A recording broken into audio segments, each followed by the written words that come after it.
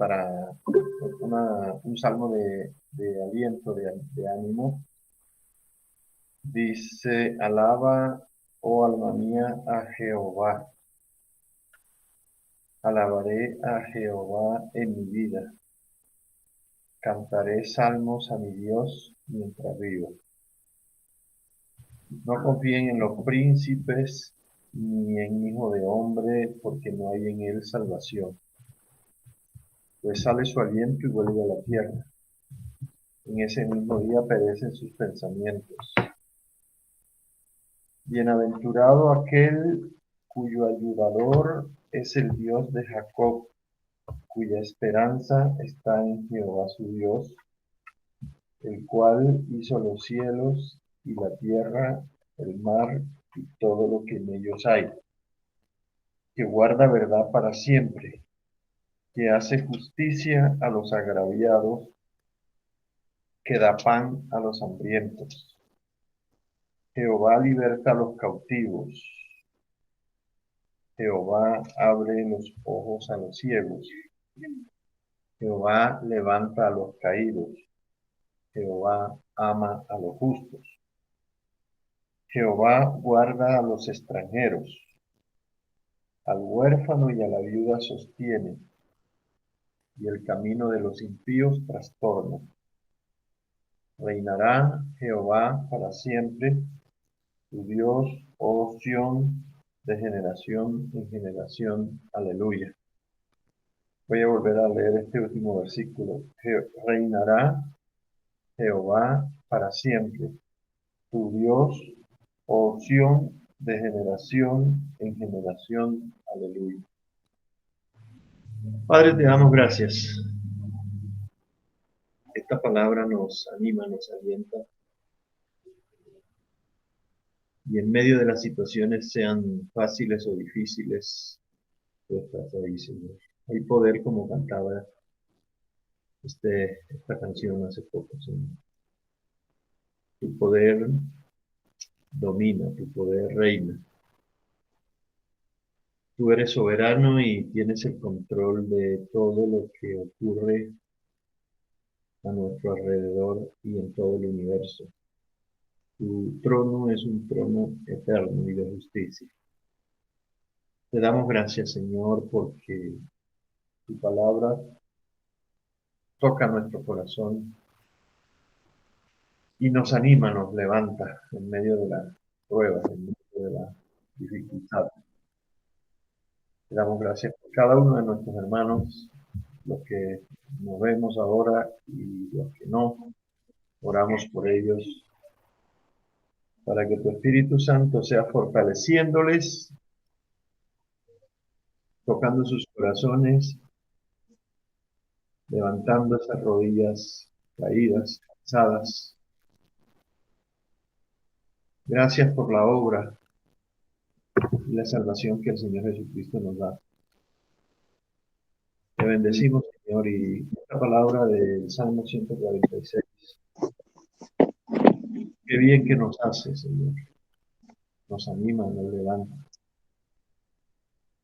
Ponemos este tiempo, toda esta mañana, a través de este medio, para que sea el Espíritu Santo de Dios abriendo, trayendo revelación, entendimiento, sabiduría, discernimiento. Y también, Señor, que tú seas despertando los corazones de aquellos que en esta hora sufren y a su vez están desanimados. Levanta al caído, levanta al huérfano, al cautivo, abre los ojos al ciego, guarda a los extranjeros, a la viuda, Señor. Tú seas su fortaleza en esta hora. Y trastorna, como también dice aquí tu palabra, el camino de los impíos, de los malos, de los malignos, de los perversos.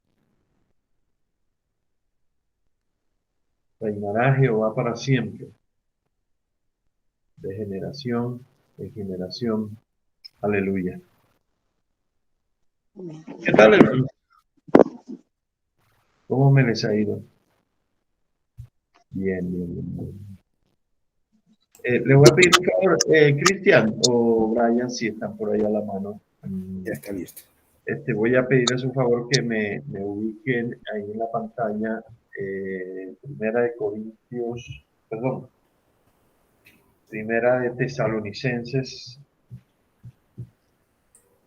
Primera de las Tesalonicenses. Ah, estoy buscando. Capítulo 4, versículo 13 en adelante hasta el 5, 3. Estamos hablando, por supuesto, de la venida del Señor. El Señor viene. Dice por ahí que mi papá está proyectando. Ah, listo. Nelson. Ah, bueno, Nelson. Ya lo tenemos. En una versión, cambia la versión, ahí está en la Reina Valera 60. Yo lo voy a leer por la 60, pero en la pantallita debe aparecer la versión TLA, traducción actualizada. TLAS, traducción en lenguaje actualizado. El título, la venida del Señor. El título allá, el regreso del Señor, es lo mismo. Primero leo la versión Reina Valera. Dice, tampoco queremos, hermanos, que ignoréis acerca de los que duermen, para que no se entristezcan como los otros que no tienen esperanza. Porque si creemos que Jesús murió y resucitó, así también traerá Dios con Jesús a los que durmieron en él. Por lo cual os decimos esto en palabra del Señor, que nosotros que vivimos, que habremos quedado hasta la venida del Señor, no precederemos a los que durmieron,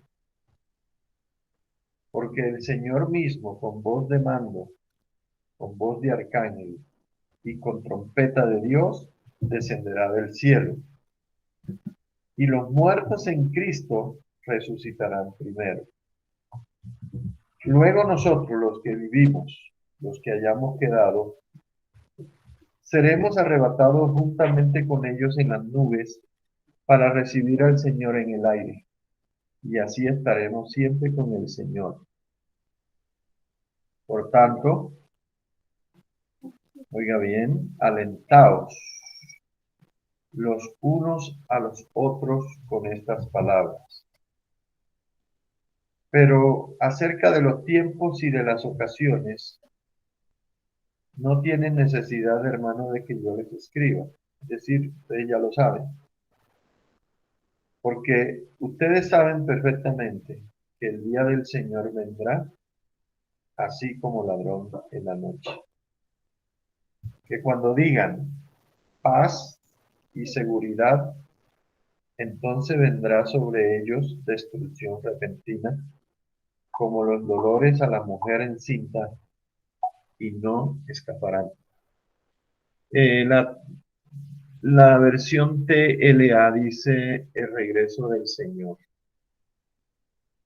Hermanos míos, queremos que sepan lo que en verdad pasa con los que mueren. Acá habla duerme. Para que no se pongan tristes como los que no tienen esperanza. Nosotros creemos que Jesucristo murió y resucitó, y que del mismo modo Dios resucitará a los que vivieron y murieron confiando en Él. Sí, el texto explica mejor esos términos que en la Reina Valera a veces son un poquito complicados. Los que duermen. Los que duermen son los que vivieron y murieron confiando en Él, en Dios o en Cristo. Por eso les decimos, de acuerdo con lo que el Señor Jesús nos enseñó, que los que aún vivamos cuando Él venga, nos reuniremos con Él después de que se hayan reunido con Él los que estaban muertos. Porque cuando Dios dé la orden por medio del jefe de los ángeles y oigamos que la trompeta anuncia que el Señor Jesús baja del cielo, los primeros en resucitar serán los que antes de morir confiaron en Él. Los que antes de morir confiaron en Él. Después Dios nos llevará a nosotros, los que estemos vivos en ese momento, y nos reunirá en las nubes con los demás. Allí, todos juntos, nos encontraremos con el Señor Jesús y nos quedaremos con Él para siempre. Así que anímense los unos a los otros con estas enseñanzas. Creo que el texto es claro, bastante claro, y tiene una intención. En el versículo 18 creo que está la intención de esta escritura. Así que anímense los unos a los otros con esta enseñanza. ¿Se acuerdan ustedes del saludo que se cree que en la iglesia primitiva tuvo un tiempo? Que era el Señor Jesús viene. ¿Cómo es? El Señor Jesús viene. Y el otro hermano le contesta, sí, ¿sí que? Verdaderamente. Ah, bueno, ha resucitado. Sí, ese es otro, ¿no? Es respecto a la resurrección, pero yo se lo estoy aplicando esa a las vidas. Entonces yo le digo a ustedes, el Señor Jesús viene, y ustedes dicen, sí, efectivamente viene. Efectivamente, yo lo confirmo, porque la palabra me da suficiente argumentos para confiar en ella. La palabra es demasiado confiable como para que lo podamos decir sin temor. El Señor Jesús viene, Maranata. Maranata. Entonces, como estamos estudiando, un estudio bastante resumido, diríamos, sencillo, sobre los aspectos de la segunda venida del Señor, señales.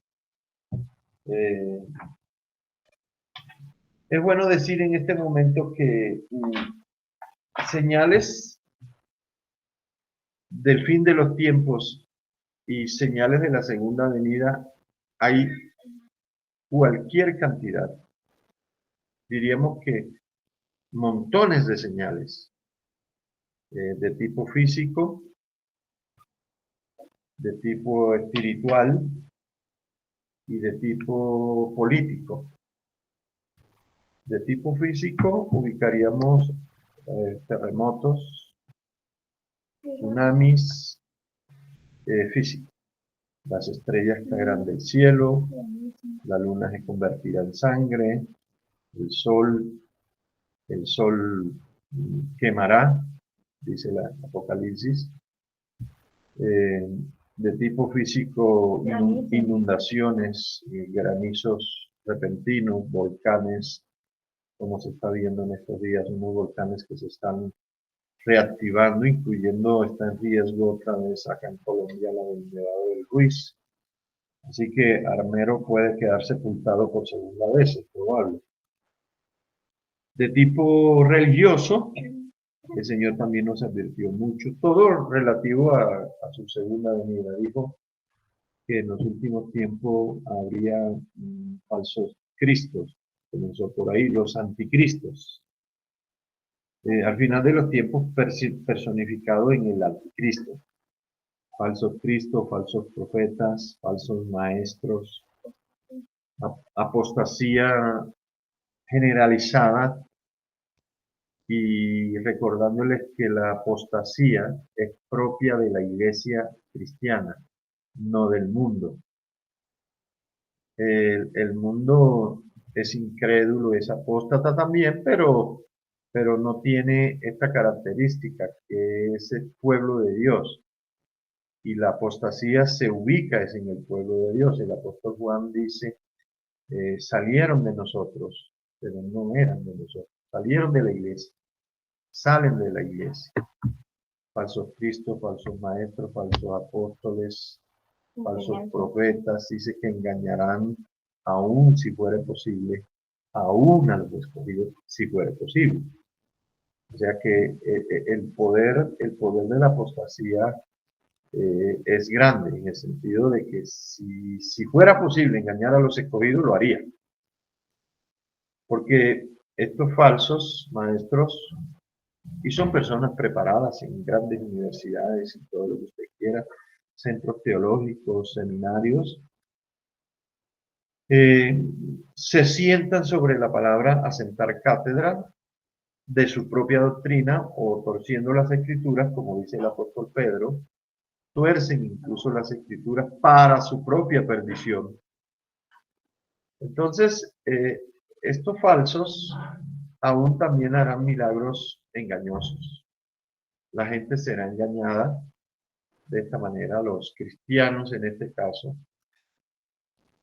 Todo con un evangelio que nos salva, un evangelio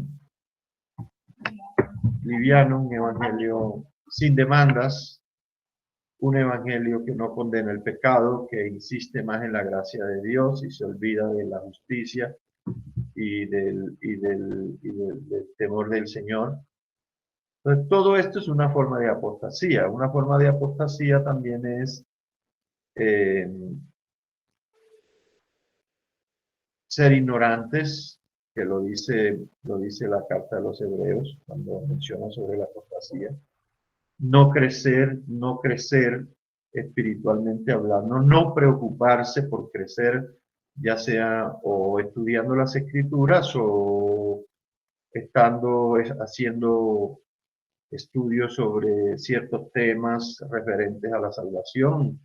Eh, en fin, una cantidad de señales que el apóstol Pablo insiste mucho en que la palabra de Cristo more en abundancia en nuestros corazones. Y busca el apóstol con eso de que no seamos engañados, de que no seamos persuadidos y que por cualquier, como dice, de cualquier viento de doctrina, ellos utilizaron este lenguaje, que no nos dejemos arrastrar de cualquier clase de doctrina, que porque lo diga fulano, no, tenemos que centrarnos en lo que dice la palabra. A mí me interesa lo que dice X o Y si está de acuerdo con lo que dice la palabra. Si no, como decía la otra vez pasada, no le debo ningún respeto a aquel que no sea fiel a la palabra de Dios. Entonces, esta fidelidad a la palabra de Dios nos permite a nosotros no caer en el error doctrinal y de estar siendo arrastrados por todos estos pseudos apóstoles que dominan en este último tiempo de apostasía. En el área de las señales de tipo político, Mateo 24 y Lucas 21 nos hablan bastante amplio sobre qué es lo que produce, cuáles son las consecuencias de las decisiones que toman los políticos. Por ejemplo, guerras. Son ellos los que están en la presidencia, ya sea primer ministro o presidente o lo que se llame, o rey. Ellos son los que toman las decisiones de ir a la guerra contra otra nación. Entonces son decisiones, esas son señales políticas. Y como consecuencia de las guerras vienen también las pestes y el hambre. ¿Sí? La peste y el hambre es el resultado o de las guerras, o de las pandemias, como estamos viendo, o de las pestes, como la Biblia los identifica. La Biblia nunca habla de pandemia, pero habla de pestes. Y de todo tipo, de todo pelambre, como dicen por allí. El cáncer, el SIDA, son pestes, son plagas. ¿Sí? O plagas físicas, como ocurrió en el tiempo del pueblo de Israel en Egipto, plagas, langostas, qué sé yo, piojos, pulgas, ranas, sapos, bueno, de eso hay bastante, sapos, cucarachas, ratas, eh, ¿qué te digo yo? Y virus y bacterias y hongos, enfermedades de la piel, no solamente cánceres, sino también enfermedades de tipo cardíaco, repentinas, muertes súbitas. Todo esto de alguna manera indican final de los tiempos. Ahora, todas estas cosas han sucedido a lo largo de la historia. No vamos a decir que en el pasado no pasaron estas cosas, pero en las proximidades de la segunda venida de Cristo, estos eventos se van a incrementar y van a tener una característica muy especial, que ya no van a ser locales, sino que van a ser de connotación mundial. Esto es importante. Por decir algo, esta tal plaga del coronavirus es de connotaciones mundiales. Ahora, es un ensayo que ya nos hemos podido dar cuenta que un bichito tan chiquito que no lo podemos ver sino solo en el microscopio y eso pueda causar unos estragos como los que está causando. El ébola. Entonces, repito, las plagas apocalípticas del último tiempo son de connotaciones mundiales y son el resultado del juicio de Dios sobre las naciones que por decisión propia han decidido rechazar el poder, la autoridad y el señorío de nuestro Señor Jesucristo. En la historia del pueblo de Israel, cuando nosotros leemos todo el Antiguo Testamento y el Nuevo, porque es que resulta que, por ejemplo, en Egipto, pues ahí vemos una evidencia, y cuando el pueblo de Israel cayó en apostasía, muchas veces a lo largo de la historia vemos cómo el Señor usó estas plagas, que Él en algún sentido las tiene para los enemigos de su pueblo, Él también las volcó sobre su pueblo cuando se apartaron de los caminos del Señor.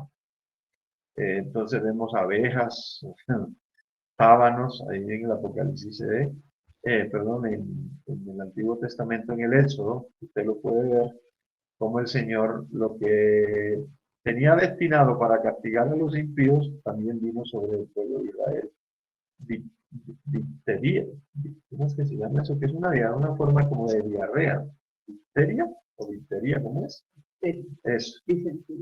Eso, disentería, algo así, una enfermedad de este tipo estomacal. Entonces, al final de los tiempos todo esto se va a incrementar multiplicado por n veces, n veces. Y es importante tener en cuenta que todas estas señales que la Biblia menciona y algunos que yo pues, por ahí trato de traducir, tienen que ver con el final de los tiempos. Para todo eso hay señal. Para lo único que no hay ninguna señal es para el día y la hora en que el Señor regrese. Por eso él utiliza expresiones como repentinamente, parucía, que es un término que definimos hace unos días. Parucía y ¿cuál fue la otra? Bueno, parucía me acuerdo. Parucía, en el tiempo de la iglesia primitiva, de los griegos y los romanos, sobre todo para los griegos, porque el término es de este lenguaje, parucía era una visita repentina de un rey.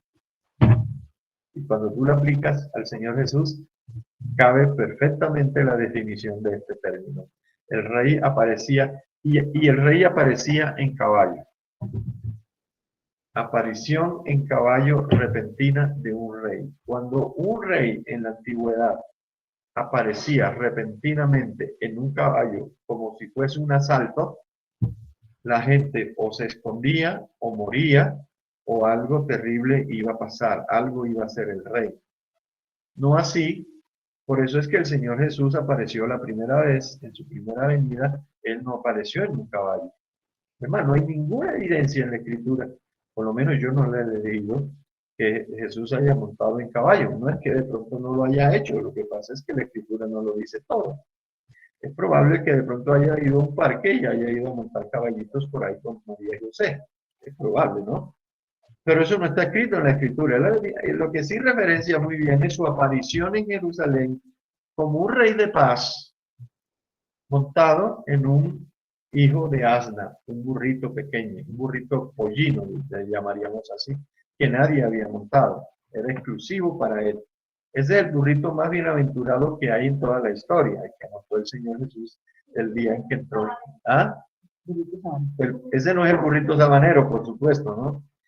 Entonces, pero en la segunda venida ustedes notarán que sí acomoda muy bien a lo de parucía. Aparecerá repentinamente en un caballo, en un abrir y cerrar de ojos, repentinamente, por sorpresa, como ladrón en la noche. Mire todos los términos que el Señor usó para decirnos que sí, del fin del mundo hay de todo, de todos los calibres y de todos los colores de señales, pero del día y la hora en que Él va a aparecer en las nubes, casi se puede decir que no hay ninguna señal. Bueno, los teólogos también definen eso de esa manera, porque el Señor Jesús lo dijo. Vedado totalmente para cualquier ser creado, porque es potestativo del Padre, así lo dijo el Señor Jesús, solamente mi Padre, como queriendo decir, ni a mí me pregunten, no es que no supiera, ni a mí me pregunten, como para dejarle la rasquiña, quitarle la rasquiñita de estarle preguntando, bueno, ¿y cuándo es que tú vas a venir? Así como le insistieron en el Monte de los Olivos, a ver, Señor, ¿y qué señal habla del fin del mundo y de tu venida? Entonces, solo conformémonos con el hecho de que Él viene. Ese es el hecho. Eso es lo que nos debe a nosotros, como dice el apóstol Pablo aquí en Tesalonicenses. Anímense los unos a los otros ¿con estas qué? Con estas palabras. Ahora, dentro de las tantas señales previas a la segunda venida, porque eso es importante decirlo, mira, así sean señales del fin del mundo, de cualquier tipo, de como dijimos, políticas, religiosas y espirituales, incluso como cuando aparezca el anticristo irrumpa el anticristo en la escena de la historia, aún el anticristo es una señal previa a la segunda venida. Quizás diríamos, es la señal más próxima a la segunda venida. Si, por ejemplo, esto es un ejemplo, yo no estoy diciendo que va a pasar.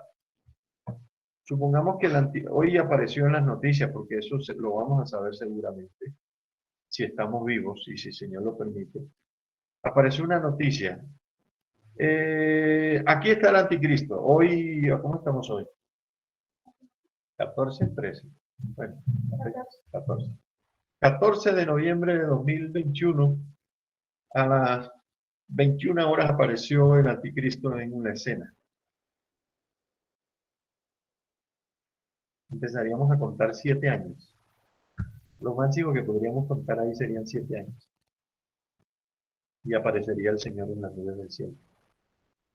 Porque esa es la última semana también de la profecía de las 70 semanas de Daniel.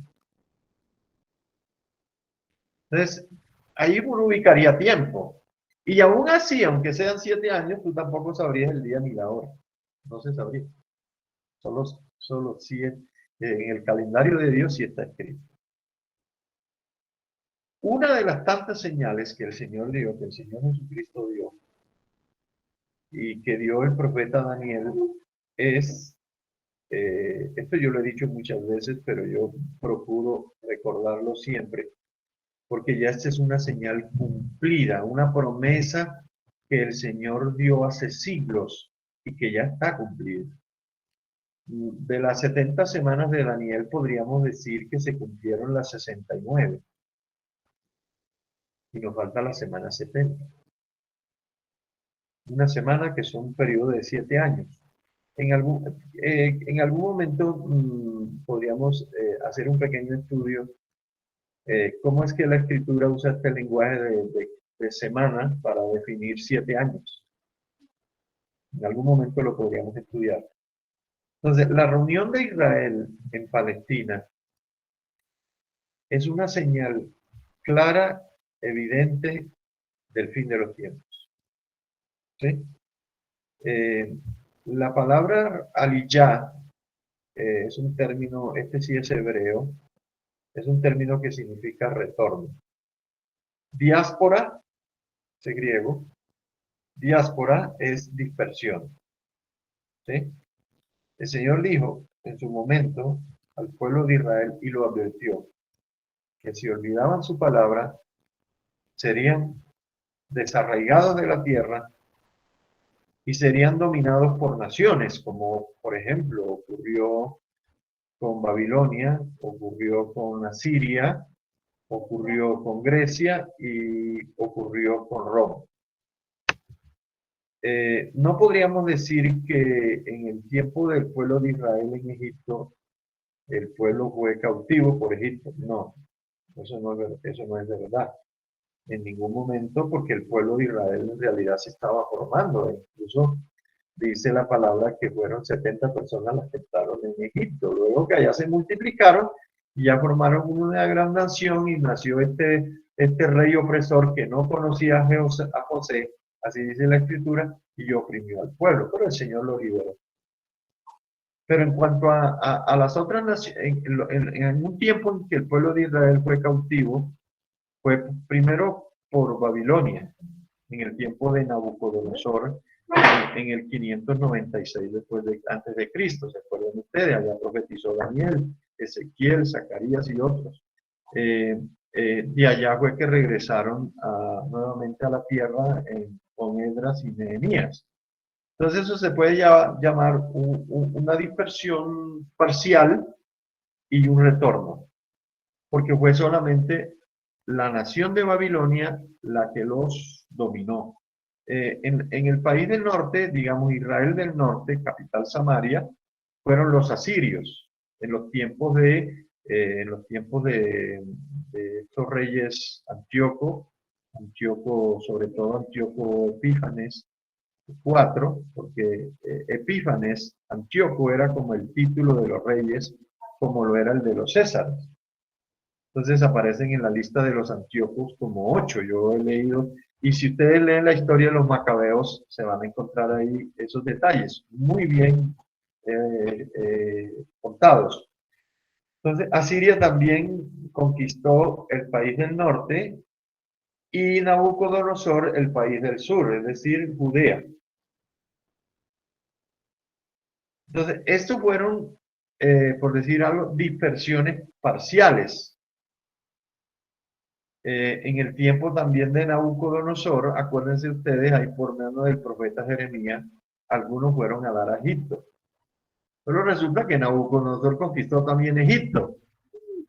Entonces, los que se fueron huyendo a Egipto, el Señor les dijo, allá le van a caer, acuérdense de ese problema de la reina del cielo, la María de ahora.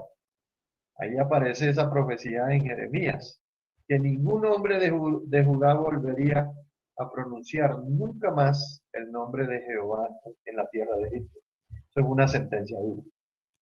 Pero, pero, pero lo que ocurrió en el 70, profetizado por el Señor Jesús en Mateo 24 y en Lucas 21, esa sí es la dispersión de la que habla Deuteronomio, de la que habla Deuteronomio, de la que habla Daniel, fue dispersada a todas las naciones, atomizado a todas las naciones. Es decir, en el 70, cuando Tito, el hijo de Vespasiano, conquistó Jerusalén, siendo él el general del ejército, bueno, ahí sí les vuelvo a recomendar la guerra de los judíos de Flavio Josefo, porque Flavio Josefo fue testigo presencial de los hechos de cómo Tito conquistó Jerusalén, lo que pasó con el templo y la ciudad, lo que el Señor dijo en Mateo 24, se cumplió al pie de la letra y ellos dejaron incluso de ser nación y fueron dispersados a todas las naciones de la tierra, todas. Y creo que hasta acá vinieron a dar ayunos, a raíz de ese juicio severo de Dios. Primeramente por haber rechazado al Mesías. Es quizás el mayor motivo de castigo para los judíos fue ese, el rechazo del Señor Jesucristo. Y posteriormente la persecución tan feroz que se dio sobre la iglesia del Señor hasta el año 70. Es decir, cuando ocurrió la destrucción de Jerusalén en el año 70, hay evidencia de que ninguno de los apóstoles estaba en Jerusalén. Ellos murieron de otra manera en otros lugares. Quizás de los que se sabe que hubo referencia de que murió en Jerusalén fue Esteban, que lo mataron, ¿se acuerda? Piedra. Entonces, esta dispersión de Israel a lo largo de todas las naciones de la tierra, que fue la diáspora o dispersión, eh, dice el apóstol, dice, yo tenía un texto aquí, mira, Deuteronomio 30 del 3 al 5, Deuteronomio 30 del, esta manera de promesa. Y dice, entonces Jehová hará volver a tus cautivos. Si lo encuentran, lo pueden poner ahí, por si me equivoco de pronto de texto. ¿Está bien? Entonces Jehová hará volver a tus cautivos y volverá a recogerte de entre todos los pueblos a donde te hubiera esparcido Jehová tu Dios. El que esparció fue Jehová, no fue Tito, fue Jehová y utilizó a Tito para hacerlo. Y en Deuteronomio 28:64, ahí está donde el Señor le advirtió al pueblo. Dice, si desobedeces mi palabra, estoy parafraseando un poco, Jehová te esparcirá por todos los pueblos, desde un extremo de la tierra hasta el otro. O sea, es literal lo que ocurrió. O sea, el Señor es fiel en eso. Y fueron muchos años, siglos los que transcurrieron entre en que el Señor dio la advertencia y ocurrió la dispersión por mano de Tito. Se podía decir que transcurrieron entre que el Señor se los advirtió en Deuteronomio, en el tiempo en que ellos estaban de camino a la tierra prometida en el desierto, que aproximadamente así, redondeando unos 1400 años antes de Cristo. La ley y los profetas se dieron en ese tiempo. 1400, o sea, 14 siglos, hermanos. Eso es un montón de años. Y la dispersión ya general ocurrió en el 70 después de Cristo. Entonces, a veces uno, pues, con la cronología en la Biblia, pues hay que tener mucho cuidado con la cronología, pero es que resulta que son datos que están en la escritura. Y Israel, el retorno de Israel a la tierra, como ha ocurrido, ya les digo la fecha y todo, ustedes lo saben. Israel, en el último tiempo, de acuerdo a la profecía bíblica y todo este tipo de señales, Israel es una señal. La higuera. Israel es una señal. Y una señal cumplida. Hace 73 años, 73 hermanos, que Israel volvió a la tierra. O sea que, según lo que uno lee en la escritura, si el Señor dio como señal a Israel, como señal previa a la segunda venida, y ya ocurrieron 74 años, 73 años, entonces la cosa está bien cerquita. La segunda venida del Señor está bien cerca. Yo leí un artículo, tengo un artículo que lo leo muy seguido porque me encanta la historia de Israel. Yo no tengo que volverme judío ni nada por el estilo, pero sí debo interesarme muchísimo, sobre todo la historia que está en la Biblia. Pero este artículo que yo tengo tiene una característica muy especial porque él escribió el artículo con este nombre: Israel, milagro y señal. Milagro porque nadie daba un peso por el retorno de Israel. Imagínense. Cuando ese artículo se escribió más o menos para la década del 50, previo, unos añitos antes, el Señor ya había hecho regresar a Israel en 1948. Y se empezó a escribir la historia del cumplimiento de la profecía de regreso de... Nadie daba un peso por Israel. Ellos estaban sobre todo en Rusia, Inglaterra, y desde allá, desde Inglaterra, un judío comenzó a hablar de donde nace el sionismo. a hablar una tierra para Israel. Empezó desde 1800 y pico. Él empezó a hablar del retorno de Israel a la tierra. Y él leyendo, por supuesto, como Daniel leía la profecía esa del profeta Jeremías para que se cumplieran los 70 años de cautiverio en Babilonia. Este hombre era un judío piadoso, una persona muy importante, y él comenzó a trabajar y comenzaron a trabajar y comenzaron a trabajar. Ah, y después de ocurrido el holocausto, ese fue el momento de Dios para que Israel volviera a la tierra. Entonces, ocurre el milagro. Y ahí está Israel ahora como señal. Milagro y señal. Curiosamente, este autor recogió frases y más que todo entre los árabes, de que Israel es el cáncer incrustado en el mundo árabe. Y algunos llaman a Israel el ombligo del mundo. Claro, si ustedes es el ombligo del mundo, ellos, porque es que Israel está sobre una colina, acuérdense, ahí está el Monte de los Olivos, una colina, y ahí ese pueblito tan pequeño, asentado la capital en esa pequeña colina, y entonces le llaman el ombligo del mundo. Todo eso tiene sentido en el lenguaje profético. Y es importante conocer la historia de Israel, porque si Israel está puesta como señal, quiere decir, de acuerdo a la palabra profética, que todos los acontecimientos que tienen que ver con el regreso del Señor Jesús y el fin del mundo van a ocurrir concretamente en la tierra de Israel. Por decir algo, Armagedón. Armagedón va a ocurrir exactamente en la tierra de Israel, en el monte que se llama Megiddo. O una llanura, no es un monte, es una llanura, que era usada por los reyes antiguos para librar batallas. Creo que fue Napoleón, me acordaron por ahí hace días, que cuando vio ese valle, el valle de Megiddo, dijo, uy, esto está bueno para una batalla. Pueden imaginar cómo eran de crueles, ¿no? Está bueno para una batalla este valle, porque al estilo militar de antes se prestaba para ese enfrentamiento entre ejército y ejército. Y era donde Israel libró por lo menos 3 batallas grandes ahí, en los tiempos de los reyes de Israel. Vimos en la profecía hace unos 2 domingos atrás, en la profecía del profeta Zacarías,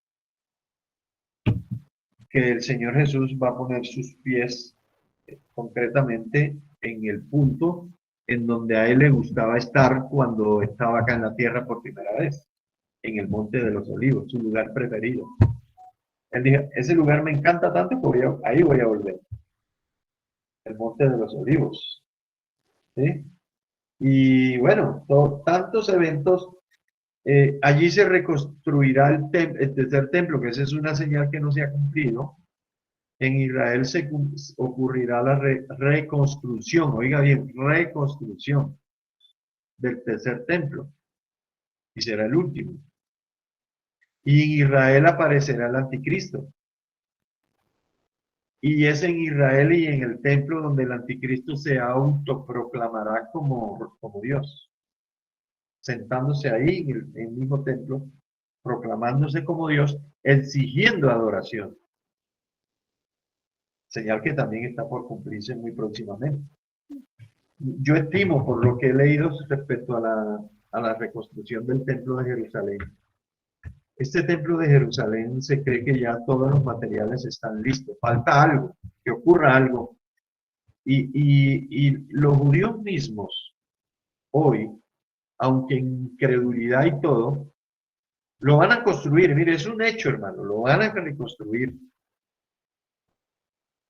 Si usted lee la profecía de Zacarías y de Ezequiel, ahí está todo al detalle, las características del templo, las medidas del templo, los utensilios del templo, todos los materiales, incluso ya están preparados hasta los que se llaman los levitas para ministrar en el templo. Los corderos, las vacas rojas, esas que se usaban para la expiación, que es una clase y una raza única, y ellos la están ahora todavía. Vi un documental hace poco que transportaron una vaca de Estados Unidos para pasarla allá a Jerusalén, a Israel, para hacerle todos los estudios y cumple con todos los requisitos, porque se tiene que ser una vaca sin defecto especial.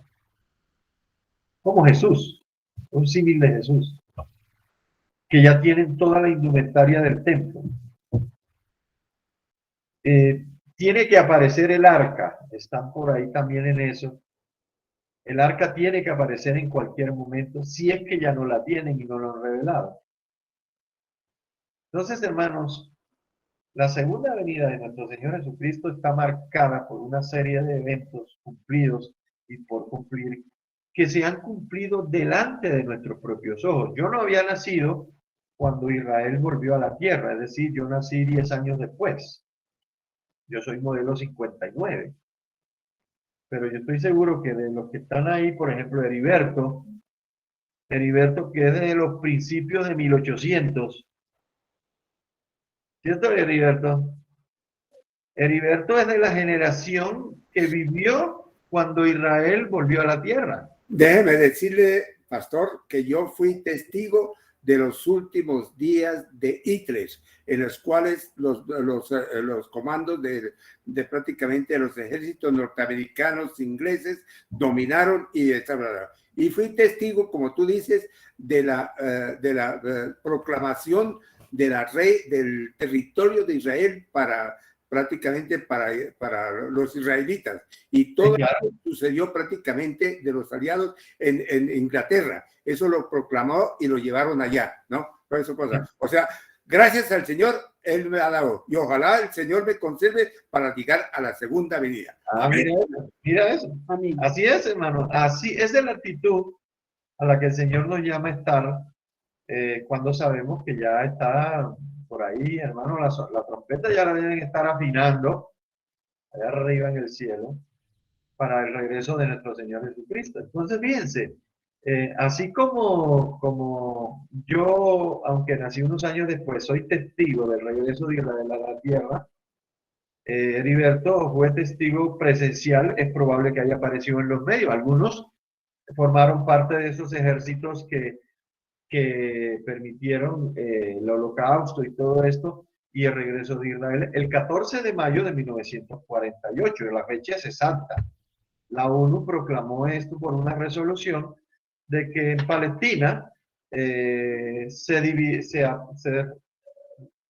apartaría un territorio en donde la nueva nación de Israel volvería a resucitar. Incluso se está cumpliendo la profecía de Ezequiel 37, el Valle de los Huesos Secos, creo que es 37, ¿no? Sí, el Valle de los Huesos Secos, que es una profecía referente a Israel, como dando a entender, el Valle de los Huesos Secos es un valle, es unos huesos que aparecían secos en gran extremo, indicando la cantidad de años que pasarían sobre la nación para volver a resucitar como nación, precisamente. Si ustedes la leen, se van a dar cuenta que es una profecía relativa a Israel.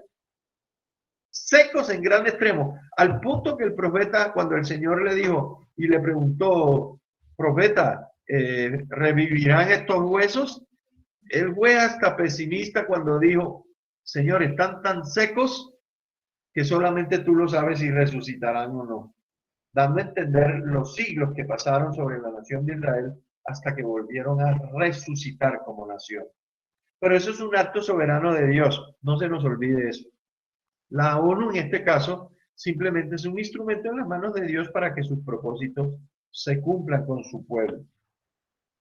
Ahí donde estábamos leyendo en Deuteronomio 30 del 3 al 5 dice, aun cuando tus desterrados estuvieran en las partes más lejanas que hay debajo del cielo, de allí te recogerá Jehová tu Dios y de allá te tomará y te hará volver Jehová tu Dios a la tierra que heredaron tus padres y será tuya y te hará bien y te multiplicará más que a tus padres. Es decir, la tierra que el Señor le prometió a Abraham y la que conquistaron por mano de Josué es la misma tierra a la que ellos volvieron, aunque no toda la tierra. Pero ahí están como nación, un pueblo pequeño, 6 millones con Juan Carlos y Betty se completan, y ellos allá están como nación y es una de las naciones más poderosas de la tierra.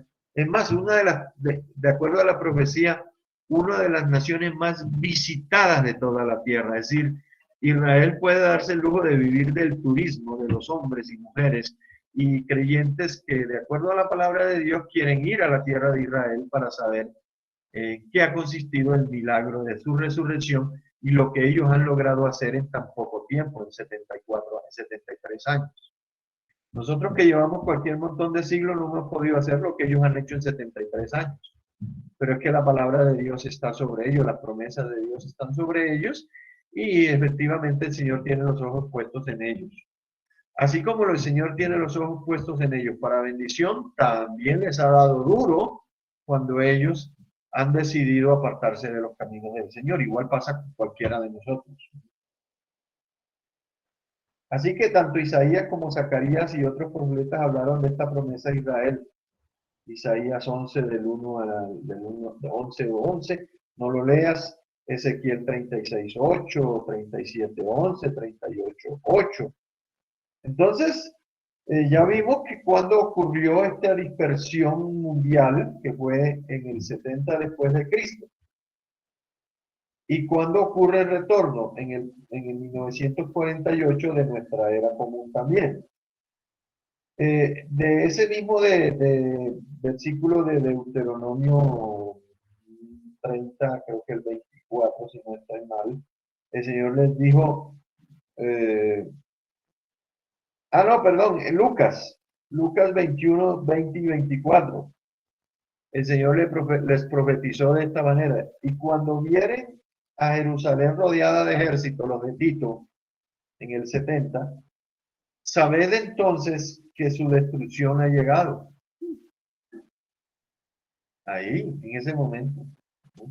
El verso 24 dice, y caerán a filo de espada, como ocurrió, en donde se cree, según lo que le leía Flavio Josefo, murieron alrededor de 2 millones, 1.100.000 judíos o personas que estaban en Jerusalén en ese tiempo. Porque lo que sucedió fue que llegaron para una fiesta, como ocurrió, por ejemplo, cuando el Señor Jesús nació, que estaban celebrando una fiesta que no había cabido en ningún lugar, por eso nació en el famoso pesebre. Llegaban muchos judíos de todas las partes del mundo a celebrar, en este caso también la fiesta de la Pascua, por ejemplo. Y entonces estaban llenas. Y los sorprendió la invasión de Tito en un evento donde había un montón de gente y hubo tanta muerte que, como dice el mismo Flavio, dice que corría tanta sangre que la corriente de sangre apagaba los incendios. Parece una exageración, pero viniendo de la mano del Señor como juicio sobre una nación incrédula, apóstata, que persigue a la iglesia y que mató a los profetas, que mataron al Señor Jesús, yo creo que no daría para menos. Yo haría lo mismo si me tocara a mí. Pero bueno. Dice, y caerán a filo de espada y serán llevados cautivos a todas las naciones, y Jerusalén será hollada por los gentiles, los romanos, hasta que el tiempo de los gentiles se cumplan. El apóstol Pablo también habla de que hasta que se cumple el tiempo de los gentiles en cuanto a la salvación para los gentiles y que habrá un tratamiento en el futuro también para la nación de Israel. Algunos dicen, esto es especulativo y a mí también me parece que es mentira, personalmente lo digo, no, que cuando el Señor Jesús murió en la cruz, el reloj de Dios se paró para los judíos y se abrió para los gentiles. Yo digo que es mentira, el reloj de Dios nunca se ha parado. Nunca se ha parado. Y es mentira porque el Señor, aún en medio del esparcimiento, el Señor siguió tratando con los judíos. Entonces, el 14 de mayo de 1948, Israel vuelve a la tierra como señal del advenimiento del Señor Jesús. Y se cumplió al pie de la letra. Es decir, lo que el Señor dice, la fidelidad del Señor, Él lo cumple. ¿Se pueden imaginar ustedes que, por ejemplo, en la cuenta de los israelitas para el retorno, eh, hasta ellos tienen fecha entre la promesa y desde la creación del mundo de este retorno a la tierra prometida? En el artículo que yo les comento, que se llama Israel, señal y promesa, dice así, hablo comillas: según el calendario hebreo, a las 16 horas, mire, exactos, a las 16 horas del día 24 del mes de Iyar, y mire esta fecha, 5.700 años después de la creación en el calendario judío, nació nuevamente el Estado de Israel. Tienen y desde la creación. ¿Sí? Y ya es un mes en el calendario hebreo. Hay un doctor que formó parte de este estudio, el doctor Avidor. ¿Ustedes saben quién es el doctor Avidor? Pues yo no sé tampoco quién es, pero mira lo que dijo. En ese tiempo, cuando Israel volvió a la tierra, unos años después, en el 1955, este doctor Avidor, director general de Educación y Cultura en el Estado de Israel, dijo que los judíos habían regresado de 70 naciones, y todavía están regresando. 70 naciones. Y hablaban el mismo número de idiomas. Algunos estadistas dicen que el hebreo, la lengua nativa, llegó a ser una lengua muerta hasta 1948. Bueno, en el sentido de que no eran nación, no tenían lo que tiene una nación, un idioma, una cultura, un lenguaje, una expresión cultural, etcétera, etcétera, etcétera. Ellos dejaron de ser nación y entonces ahí no se les cuenta el hebreo como lengua. Pero no es que los judíos en la dispersión no hablaran el hebreo, lo hablaban. O sea que hablar de que era una lengua muerta como tal no ocurrió realmente. Porque los judíos, por ejemplo, en la Alemania nazi, los judíos hablaban alemán, por supuesto que hablaban alemán. Pero ellos en su intimidad usaban su lengua nativa y hacían sus ceremonias de acuerdo a la ley de Moisés en el lenguaje nativo. Lo que pasa es que cuando ya llegaron a Israel, sí, los lenguajes dominantes de acuerdo a la nación en la que estuvieran, ellos lo sabían a plenitud. Pero entonces se les presenta un gran problema. Ahora, ¿cómo hacemos con judíos que vienen de 70 naciones hablando cada uno el lenguaje de esa nación? 70 idiomas. Era una Babel. Y el día en que se instaura el gobierno de Israel, ese día, ellos dijeron, esta es la bandera, este es el himno y este es el idioma, el hebreo. Inmediatamente cayeron en la tarea de enseñar el hebreo como lengua nativa, porque me imagino que algunos hablaban hebreo, pero era un hebreo tipo boyacense, así más o menos, ¿sí? Un hebreo raro. Entonces yo dijeron, no, aquí hay que clarificar las cosas. Idioma oficial de la nación nueva de Israel, el hebreo.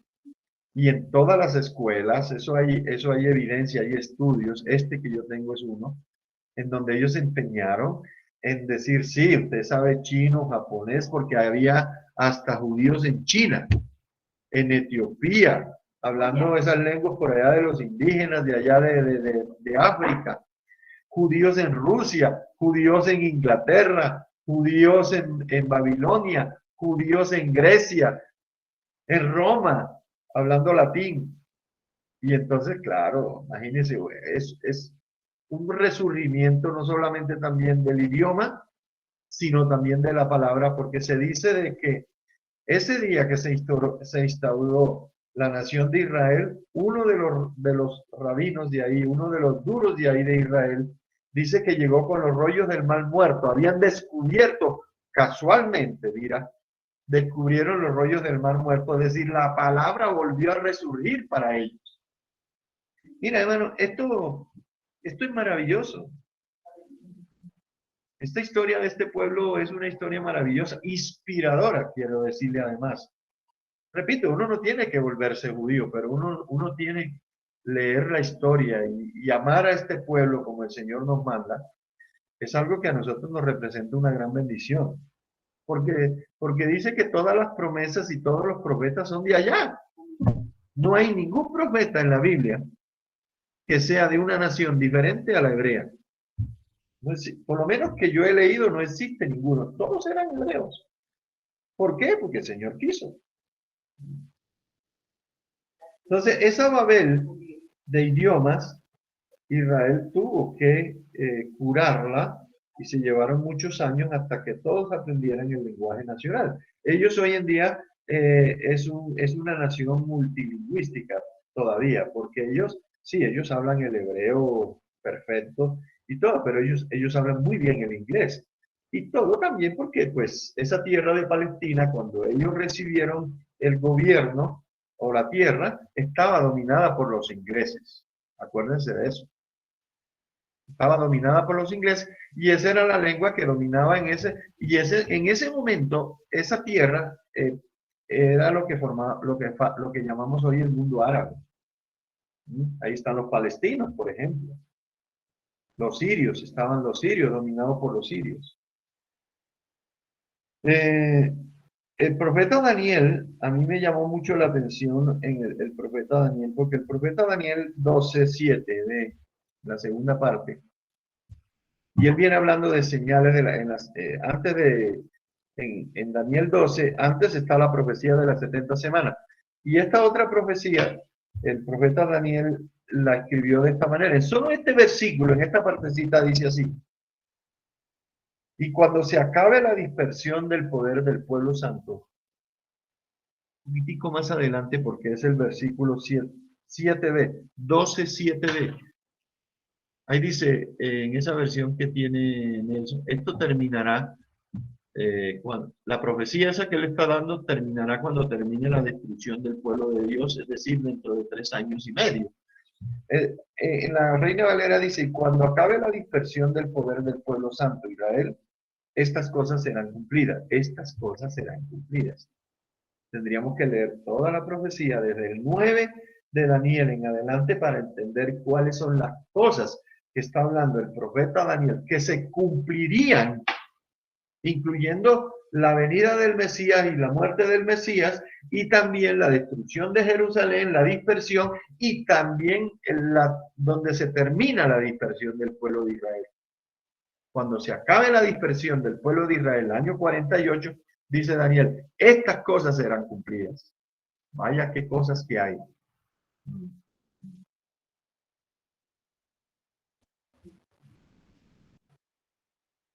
Dice Isaías 11:10. Ya voy terminando. Isaías 11:10. Mira esta forma profética, en el lenguaje profético, como Isaías habla de renacimiento de Israel. Dice, acontecerá en aquel tiempo, mire que lo pone así, en aquel tiempo. Ya van 4000 años que Isaías profetizó más o menos 1600, 1700 por ahí antes de, ¿qué? 700 antes de Cristo, ¿no? Uf, ya 2600, casi 3000 años, hermano, creo, si las cuentas no me fallan. Dice, acontecerá en aquel tiempo que la raíz de Isaí, mire ese lenguaje, la raíz, ¿cuál es la raíz de Isaí? Bueno, David es hijo de Isaí. Jesús es el hijo de Isaí, según la profecía. Y Jesús, hijo de Abraham, hijo de David. Hay dos puentes históricos con 1000 años de diferencia, la cual estará puesta, oiga bien lo que pasa con Israel, la cual estará puesta por pendón a los pueblos. Esa raíz de Isaí, ese pueblo que se llama Israel, dice, será buscada por la gente y su habitación será gloriosa. A ver si es Zacarías el que lo dice, a ver, ustedes me acordarán porque me llegó ahora. Dice el Señor que en ese último tiempo, cuando Israel regrese a los judíos y ellos vean lo que el Señor está haciendo con ellos, dice que 10 hombres de las naciones agarrarán o cogerán un manto de los judíos y dirán, nosotros vamos con ustedes porque sabemos que Dios está con ustedes. Yo tengo una, pero parecida. ¿Cuál dice? Pero dice Zacarías 3, 6, 10. Sí. A ver.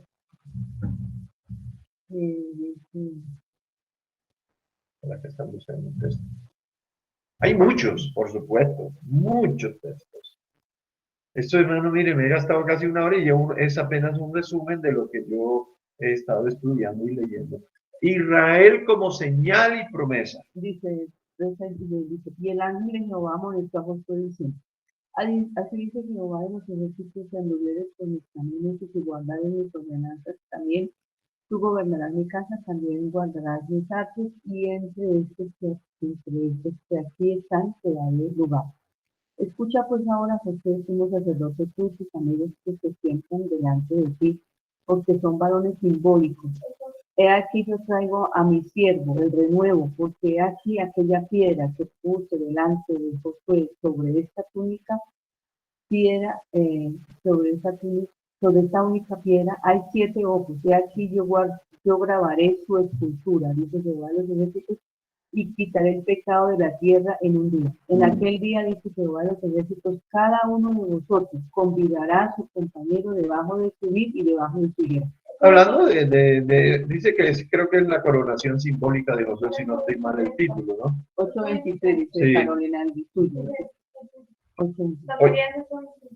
Y ese es el que dice. Es el que dice, en aquellos días, gente de otros países que hablan idiomas diferentes se aferrarán de la ropa de todo judío y le dirán, Sí. queremos acompañarlos porque hemos sabido que Dios está con nosotros. Imagínense, hermano. Entonces, todo va a pasar allá va a venir el Señor, como dije.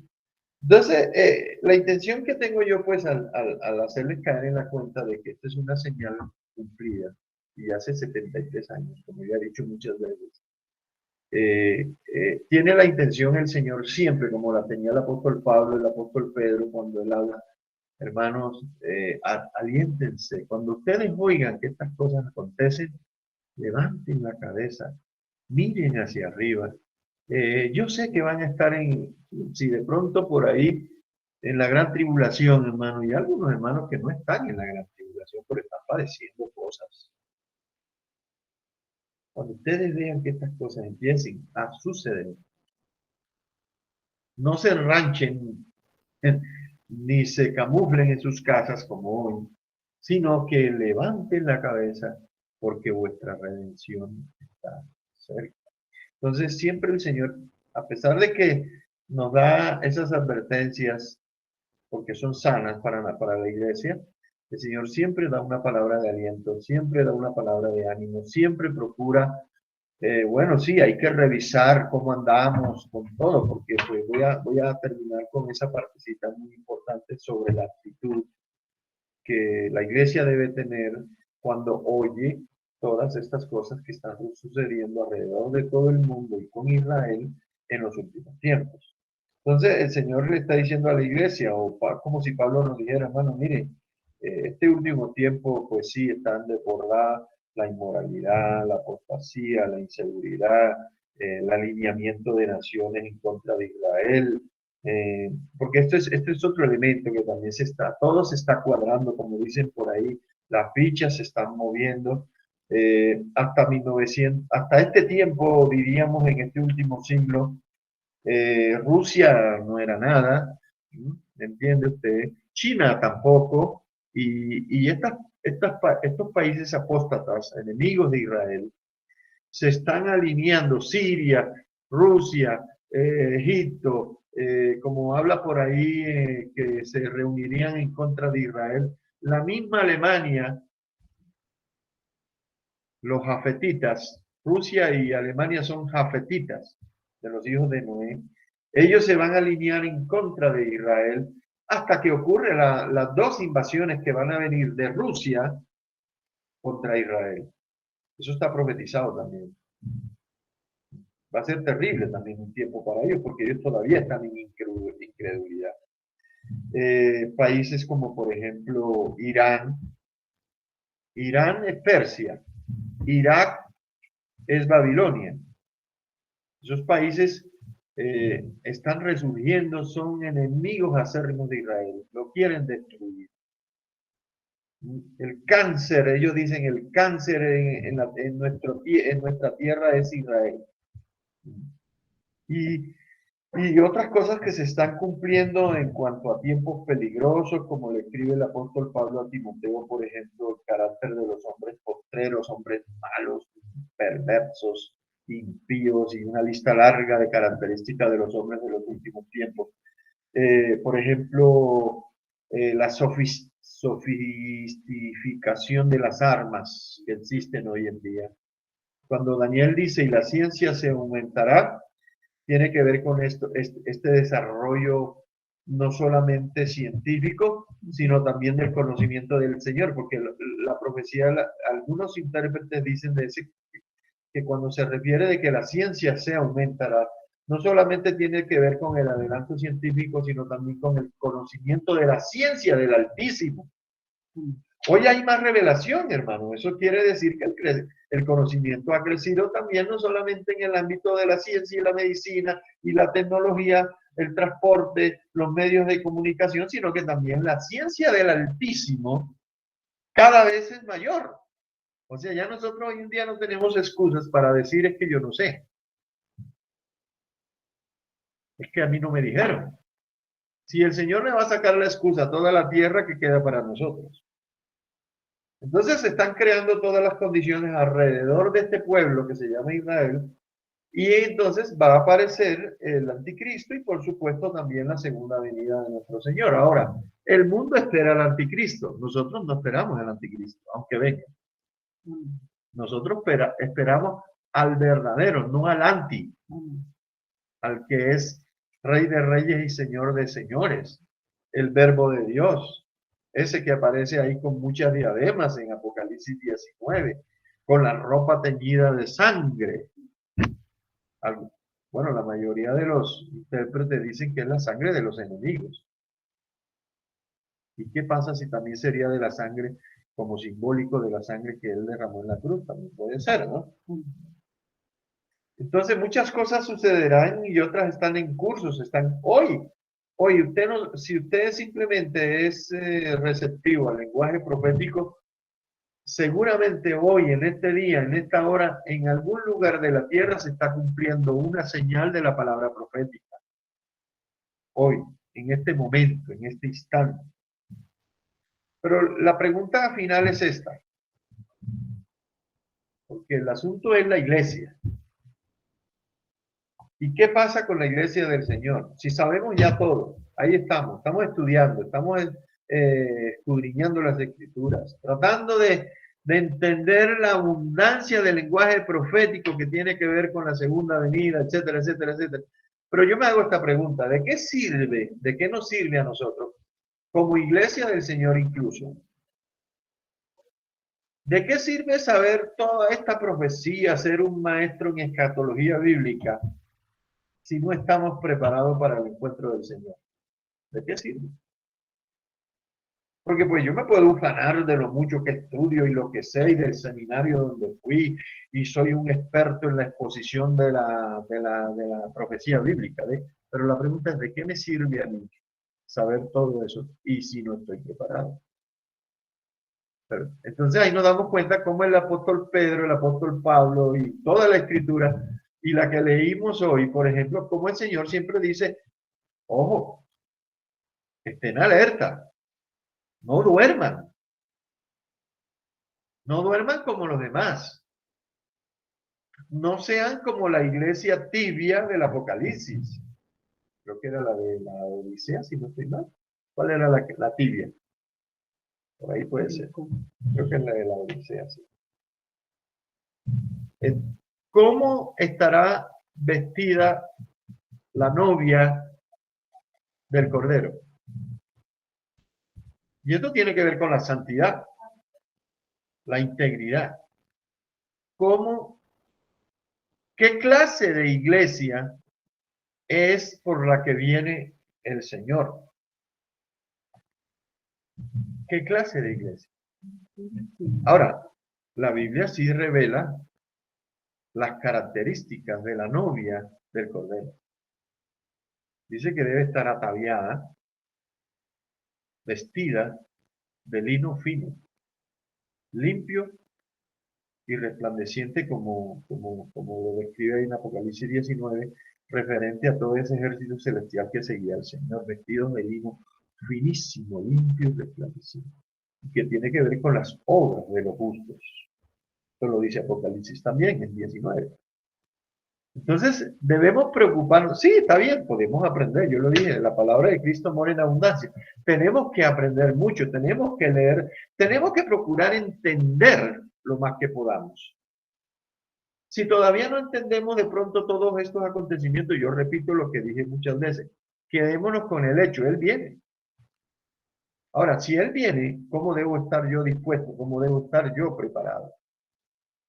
No puedo estar como las 5 vírgenes insensatas que sabían que venía, que lo vieron llegar y todo, que oyeron el aviso, que oyeron la trompeta, que tenían lámparas, que tenían algo de aceite, pero cuando llegó el novio, estaban distraídas por otro lado, buscando lo que tendrían que haber encontrado unos días anteriores. O sea, no estaban preparadas. Por eso el Señor nos dio muchas veces estas parábolas para alertar a su pueblo, para alertar a la iglesia, ya sea pueblo Israel o la iglesia, o juntos, diciéndole, cuando yo venga, yo quiero encontrarlos bien ataviados, bien dispuestos, no distraídos, no saliendo corriendo a buscar el aceite para encontrar al Señor con la lámpara encendida. Esa es la pregunta, porque hay una pregunta aterradora, yo digo que es aterradora, que el Señor Jesús dijo respecto a su segunda venida. Él en Lucas 18:8, si ustedes, yo le voy a pedir el favor al hermano Nelson que me la coloque ahí en la pantalla.